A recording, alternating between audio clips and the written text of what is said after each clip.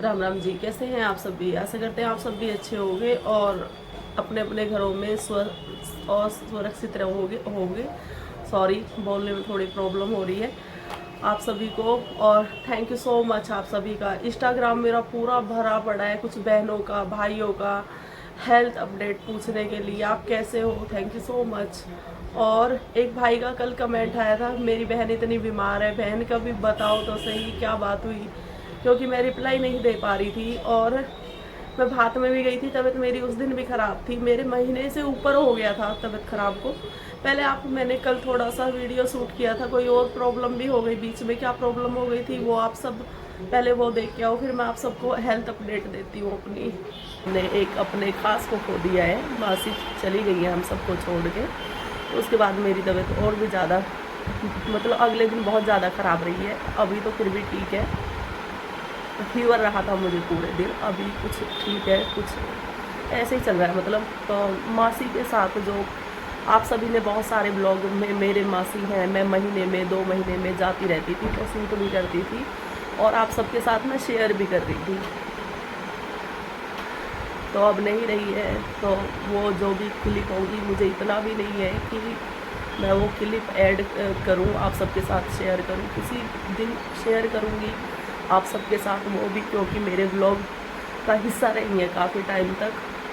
और जब वो ठीक हो गई हैं तब नहीं रही हैं, जब वेंटिलेटर पे रही थी, जब सोचा था सब कुछ ख़त्म हो गया है, फिर ठीक हो गई थी। और उन्हें गए हुए भी मतलब कई दिन हो गए हैं, तो बस छोटी छोटी क्लिप होंगी वो आप सबके साथ शेयर करूँगी और भजन और गीत एक एक करके डालूँगी अभी, क्योंकि मैं व्लॉग नहीं बना पा रही हूँ। तो बस ये आप सब समझोगे और मिलेंगे आप सभी से फिर। अभी मैं डॉक्टर के जाती हूँ, क्योंकि नीचे जाके खड़े हो गए हैं डॉक्टर के, और मैं पहले जो भी होगा अगर हो सकता है तो मैं आप सबके साथ शेयर करूँ। तो आप सभी ने देखा मौसी नहीं रही है हमारे बीच में, वो भी प्रॉब्लम थी, उस दिन भी मैं गई थी, उस दिन भी मेरी तबीयत काफ़ी ख़राब थी। और मुझे जो प्रॉब्लम थी कि मैं कह रही थी, आप सभी से मैंने बताया भी था कि मुझे प्रॉब्लम हो रही है कि सांस, मतलब जैसे कि मेरे क्या बताऊँ कि ऑक्सीजन की कमी हो रही है मेरे अंदर कभी मुझे ऐसे फील ही नहीं हुआ था कभी भी। मतलब कितनी बीमार या खांसी जुकाम तो एक नॉर्मली सोच रही थी मैं, लेकिन जब खांसी बढ़ गई तो मैंने सोचा कि कोई प्रॉब्लम हो सकती है। और मैंने क्या सोचा कि टीबी हो सकती है, साफ साफ बात है कि जो मेरा था कि ये हो सकता है मुझे।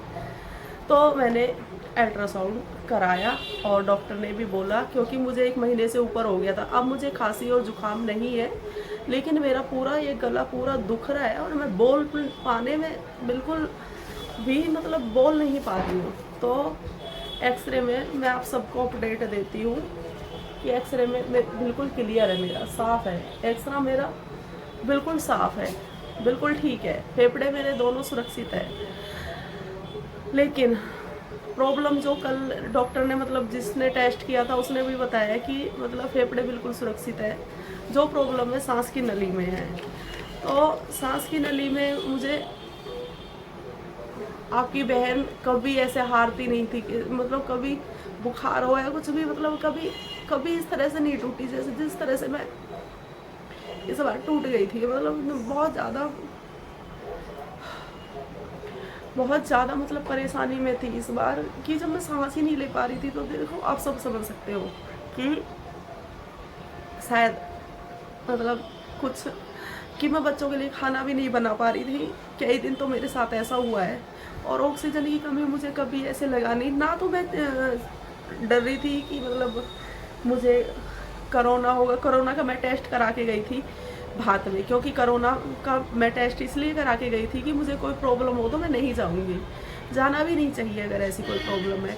तो टीबी नहीं आई है और कोई प्रॉब्लम नहीं है, लेकिन ये पूरी मेरी सांस की नली है वो, उसमें काफ़ी सूजन भी है और भी दिक्कत बताई है। और एक टेस्ट और लिखा है, वो होगा सोमवार को। और इसलिए मैं मेरा मन ही नहीं करता बिल्कुल भी ब्लॉगिंग करने का, कुछ भी मेरा मन ही नहीं करता इस बार। मतलब मैं हार गई हूँ, मेरा बिल्कुल भी मन नहीं करता। चाहे मेरे व्यूज 50 आए, मुझे कभी फ़र्क ही नहीं पड़ा और मैं ब्लॉग बनाती थी आप सबके लिए।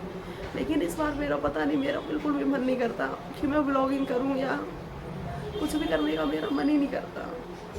और अभी डॉक्टर ने बोला है कि मतलब मुझे भाप ले रही थी, भाप के लिए भी मना कर दिया है कि भाप भी नहीं लेनी है। मैं भाप जो भी जिसने बोला, किसी ने बोला हल्दी का दूध लो, मैंने हल्दी का दूध पिया, किसी ने बोला अदरक लो नमक लगा के, मैंने वो भी लिया, किसी ने बोला अदरक के जूस निकाल के उसमें शहद लो, मैंने वो भी ले लिया, किसी ने बोला कि शहद अदरक भून के उसमें काली मिर्च मतलब नमक लपेट के वो लो, मतलब जो भी बोला मैंने सब ही कुछ किया, जो भी बोला जैसे भी। और मतलब नहीं ठीक हो पा रही थी अभी, कुछ ठीक हूँ, पहले से काफ़ी ठीक हूँ, लेकिन बोलने में अभी भी मुझे दर्द हो, अभी भी जैसे मैं बात कर रही तो मुझे तकलीफ़ है, अभी भी ना बात करने से मेरा गला दुखता है।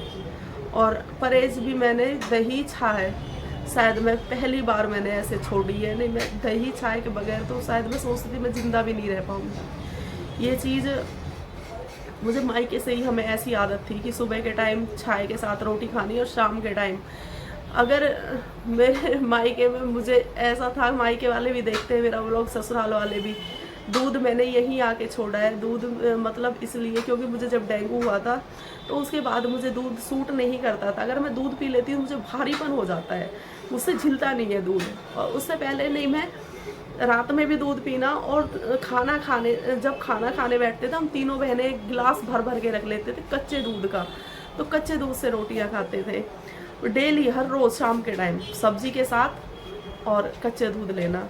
इस टाइम मेरा अब चाय पीती थी वो भी बंद हो चुका है पूरी तरह। और मुझे एलर्जी भी उसकी बताइए कि मतलब धूल मिट्टी से बचना है, जो भी है बस वो परहेज है, और बाकी मैं ठीक हूँ। आप सभी टेंशन मत लो, बस हो गई थी मैं, थोड़ा ज़्यादा बताऊँगी तो ज़्यादा हो जाएगा, पर इस बार हो गया। मेरा बिल्कुल भी मन नहीं कर रहा ब्लॉगिंग का। मेरे पास जो छोटे मोटे क्लिप पड़े हैं, सॉरी आपको बोर नहीं करूँगी, तो जो छोटे मोटे क्लिप पड़े हैं तो बस मुझे अपडेट देनी थी, क्योंकि आप सब बहुत ज़्यादा परेशान हो रहे हो। और थैंक यू सो मच, आप सब मुझे इतना प्यार करते हो, इतने प्यार के लिए। और ये आंसू मेरे बीमारी से नहीं निकले, आप सबके प्यार से निकले हैं। मतलब आप सबका प्यार देख के कि इंस्टाग्राम मेरा भरा पड़ा है कि मैं रिप्लाई भी नहीं कर पा रही हूँ। इतने सारे मैसेज है मेरे पास कि बहन जी, एक भाई ने मुझे मैसेज किया है, वैसे मैं पर्सनली उन्हें नहीं जानती, उन्होंने पहली बार मैसेज किया है कि हम आपके ब्लॉग का वेट कर रहे हैं, आपका ब्लॉग क्यों नहीं आ रहा। वो तो पुराने ब्लॉग भी बंद हो गए, तो व्लॉग में ठीक होंगी जैसे ही ऐसे मैं व्लॉग डालूंगी। और मोटे आदमी का तो ये भी होता है कि ये काम नहीं करते होंगे, या काम की हेल्थ की इनकी इसलिए ज़्यादा बढ़ रही है क्योंकि ये काम नहीं करते होंगे। काम जो भी मेरा घर में है सभी करते हो। खाना बिल्कुल ही मैंने खाना भी इसलिए बंद कर दिया कि रोटियां और सब्जी, बस रोटी सब्जी के सिवा दूध, कभी चाय पी ली, या मतलब दही भी ज़्यादा नहीं खाती, मुझे चाय पसंद है। और बस और कुछ भी नहीं कि मेरी हेल्थ बढ़ जाएगी, मतलब हेल्थ नहीं बढ़ जाएगी, मैं मोटी हो जाऊंगी और ज़्यादा, ऐसा कुछ भी नहीं। अगर मैं रोटियां भी छोड़ देती हूँ, जैसे कम कर देती हूँ, तो मुझे काफ़ी वीकनेस आ जाती है। डॉक्टर ने भी मना किया है, उसने भी अब जो जैसे भी है ऐसे चलने दूंगी, डाइट वगैरह मुझसे नहीं होगी। और बाकी आप सभी कमेंट करके बताना कि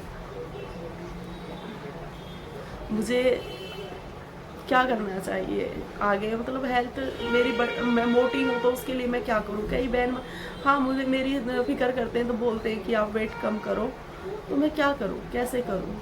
अब जैसे दवाई खा रही हूँ तो दवाई से मेरा वेट बढ़ता है, कम नहीं होता दवाइयों से। तो मिलते हैं आप सभी से नेक्स्ट। कई दिन तो मैंने खाना भी नहीं खाया, फिर भी मेरी हेल्थ ऐसी रही। अब तो भूख लगने लगी, डॉक्टर ने भूख की दवाई दी है, तो मैं खाना खा रही हूँ प्रॉपर, तो पहले से ठीक हूँ। ये आंसू सिर्फ आप सबके प्यार के लिए थे। तो मिलते हैं आप सभी से नेक्स्ट ब्लॉग में। राम राम जी।